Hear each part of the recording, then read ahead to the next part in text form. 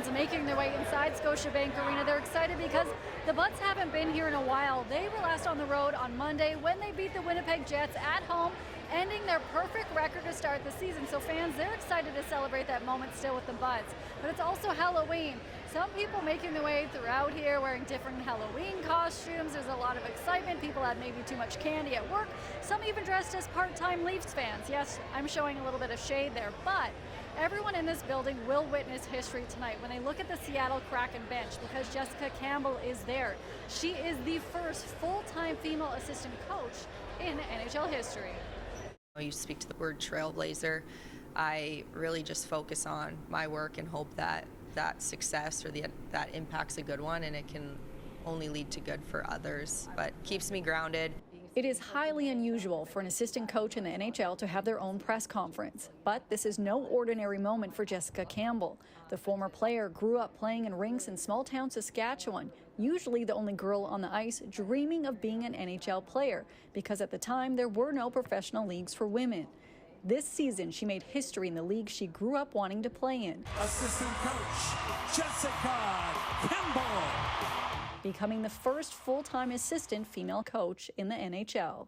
It puts a lot of meaning into the work that I do, knowing that I'm part of something a lot bigger than myself, this sport.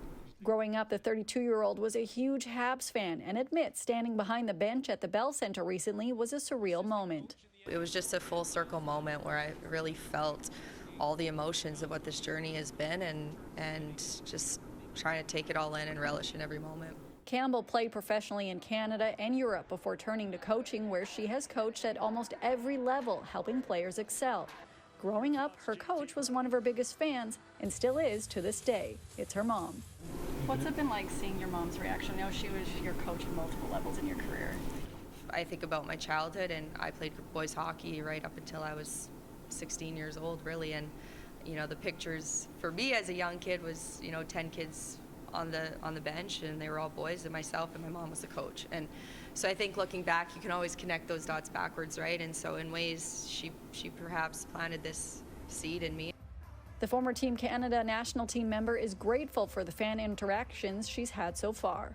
Again, a little emotional because it's these moments that hit the most, but when I was in Dallas, or when we were in Dallas just 5 games ago or so, there was a little girl and her mom. She was maybe, 8 years old, came behind the bench for warm-ups and had friendship bracelets, and she threw them over the glass, and they went all the way onto the ice.